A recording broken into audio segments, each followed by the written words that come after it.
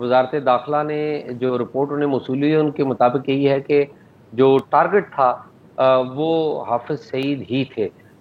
और हाफिज सईद ही इसके टारगेट थे कि बाज़ लोगों का कहना है कि हाफिज सईद साहब को बाज़ औक़ात गो कि वो जेल में थे लेकिन उनको बाज़ औक़ात स्पेशल परमिशन भी मिल जाया करती थी। जिस वक्त ये अटैक हुआ है उस वक्त हाफिज सईद वहां पर मौजूद नहीं थे, वो कोट लखपत जेल में थे। और मेरी जो फैमिली ज़राए से हाफिज सईद साहब के बात हुई है उनके मुताबिक हाफिज सईद साहब जब साल 2019 में जुलाई में जब उनको अरेस्ट किया गया था फॉर्मली, वो तब से कोट लखपत जेल में ही हैं।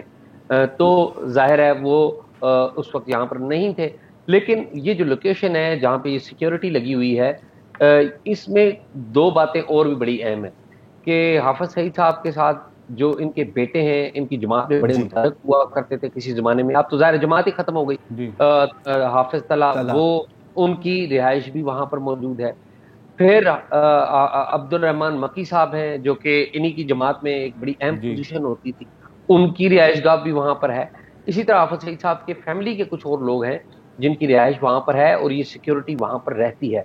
दूसरी बात अहम ये है कि जो पंजाब पुलिस है उनको गुज़िश्ता 6 माह के अंदर 65 इंटेलिजेंस अलर्ट्स मौसूल हुए हैं।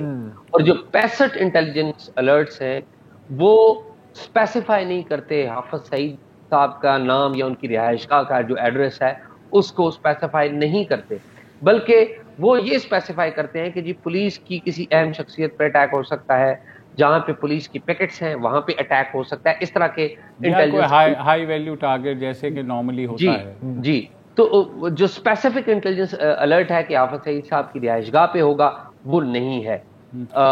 ये दूसरी बात है।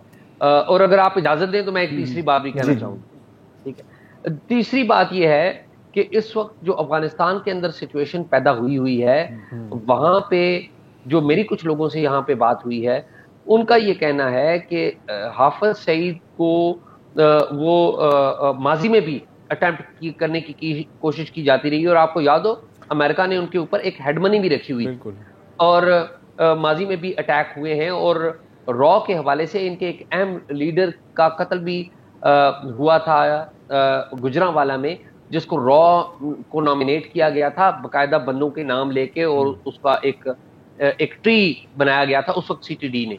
पुरानी बात है। लेकिन ये जो सवाल करना चाह रहा हूँ आपको इंटरप्ट करके कि वो ठीक है कि रॉ इनके पीछे हो सकती है, अमेरिकन सीआईए का इंटरेस्ट हो सकता है कोई इंटरनल ग्रुप जो है किसी इदारे का वो कुछ अपने मकासद हासिल करना चाहो, ये सब दुरुस्त है।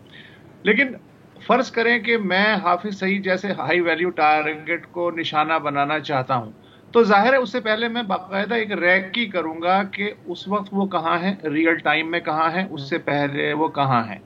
आपने फरमाया कि वो मुसलसल कोट लखपत में है, तो अब इतना बेवकूफ प्लानर था वो कि उसको ये तक नहीं पता था कि वो कहाँ पे हैं बेसिकली, और उसने जाके हमला कर दिया। तो ये बात मुझे कुछ हजम नहीं हो रही है।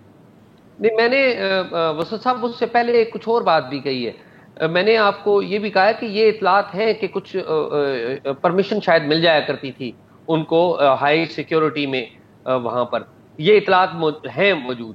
तो जो ज़ाहिर है रैकी जिन्होंने की है उनके पास भी तो वो इतलात होंगी ना जो मैं आपको बयान कर रहा हूँ। अच्छा एजाज, यहाँ पर अभी तक किसी ज़ाहिर ग्रुप ने जिम्मेदारी भी नहीं कबूल की, लिहाजा हम स्पेकुलेट ही कर सकते हैं कि क्या क्या मुहर्रिकात हो सकते हैं।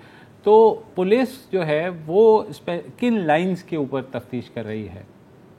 जी, मैं उस हवाले से आपको बता रहा था कि इस वक्त जो मेरी यहाँ पे कुछ लोगों से बात हुई है वो उनका ये कहना है कि जो हाफिज सईद साहब के खिलाफ अगर कोई इस्तेमाल हो सकता है या कोई कार्रवाई की जा सकती है तो वो दाइश हो सकती है।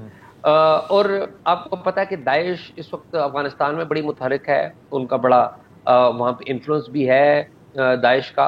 ज़ाहिर है तालिबान भी है लेकिन दाइश भी वहाँ पर मौजूद है और वो अपने फुटप्रिंट्स रखती है।